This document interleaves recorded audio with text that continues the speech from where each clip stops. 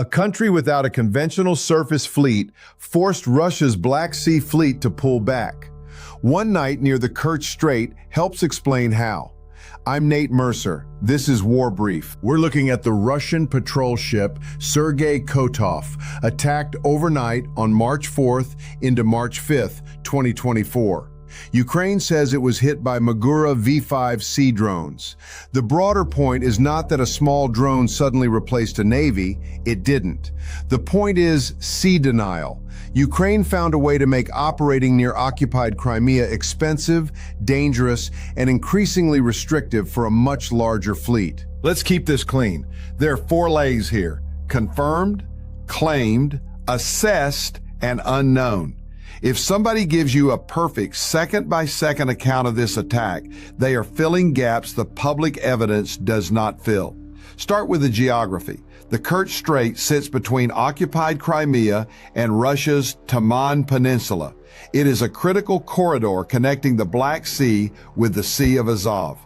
To the west sits Sevastopol, Russia's traditional Black Sea fleet hub.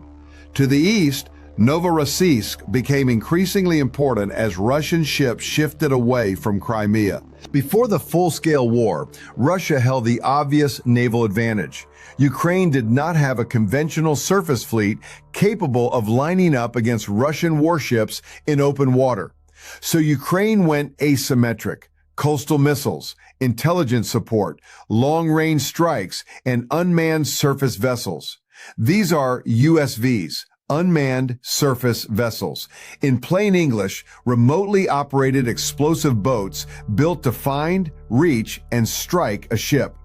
Sergey Kotov was a Project 22160 patrol ship in the Black Sea Fleet, not a missile destroyer, not helpless either.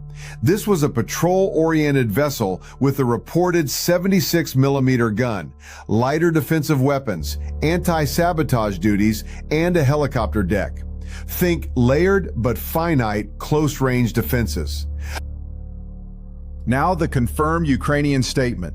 Ukraine's Defense Intelligence Directorate, or GUR, said its Group 13 unit attacked Sergey Kotov with Magura V5 maritime drones, alongside the Ukrainian Navy and with support from the Ministry of Digital Transformation. GUR said the ship took damage at three areas: the stern, the port side, and the starboard side. That is the official Ukrainian claim. Reuters, the BBC, RFE-RL, and other outlets reported the claim and the released attack footage. Reuters said at the time it could not independently verify the full sinking claim. That distinction matters. Ukraine later claimed Sergey Kotov sank. Ukrainian Navy spokesman Dmytro Pletenchuk said the vessel was on the seabed. Ukrainian officials also made claims involving personnel and an embarked helicopter. But the casualty count, helicopter status, final sinking position, and exact time of loss are not public facts we can state with confidence. Unknown means unknown. That is not hedging, that is tradecraft. So what do we know about the weapon? The Magura V5 is a low-profile Ukrainian maritime drone associated with GUR and Group 13. Public descriptions place it around 5.5 to 6 meters long, with a claimed range near 800 kilometers, a reported top speed around 42 knots, and an explosive payload often estimated between 250 and 320 kilograms. Those are open-source estimates and Ukrainian claims, not a factory data sheet. Range changes with payload, speed, sea state, route, and communications. But the tactical equation is clear. A small hull, hard to spot in rough water, moving fast in its terminal run, remotely guided through night-capable cameras, carrying enough explosive force to cause catastrophic damage if it reaches a ship's hull.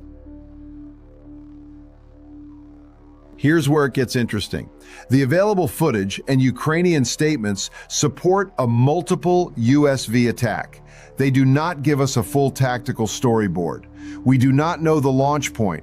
We do not know the route. We do not know the number of drones committed, the exact order of impacts, Russian command decisions, or whether any particular sensor or weapon failed. What we can assess is the defensive problem. At night, a ship has to detect a small, fast contact against waves, wake, darkness, and clutter. Then it has to decide what it is. Then it has to assign weapons, maneuver, and engage before that contact reaches the hull. Now add more than one contact. It is like trying to identify multiple objects in headlight glare while every object and your own vehicle is changing direction by the second. Except the consequences are not a dented bumper.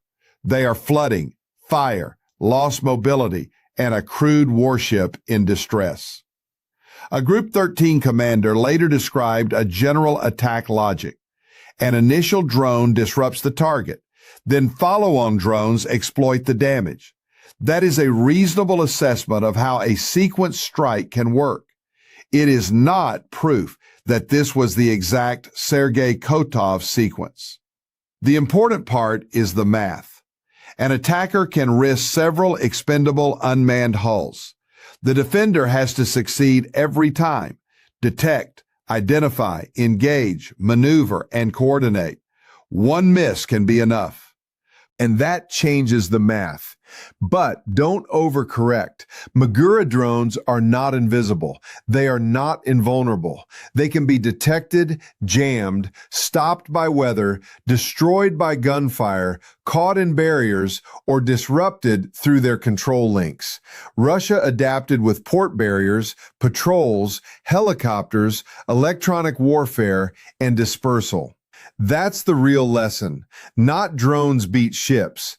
Measure meets countermeasure, and whoever adapts faster changes the operating environment. Sergey Kotov was also not an isolated event. It followed other early 2024 Magura-related attacks, including the Ivanovets and Cesar Kunikov, while missile and drone strikes had already placed sustained pressure on Sevastopol. Later reporting described Russia moving many combat-capable vessels away from occupied Crimea toward Novorossiysk, and in some cases, the Sea of Azov. Do not pin that entire shift on one patrol ship. This wasn't random. It was cumulative. Ukraine did not build a traditional fleet to match Russia ship for ship.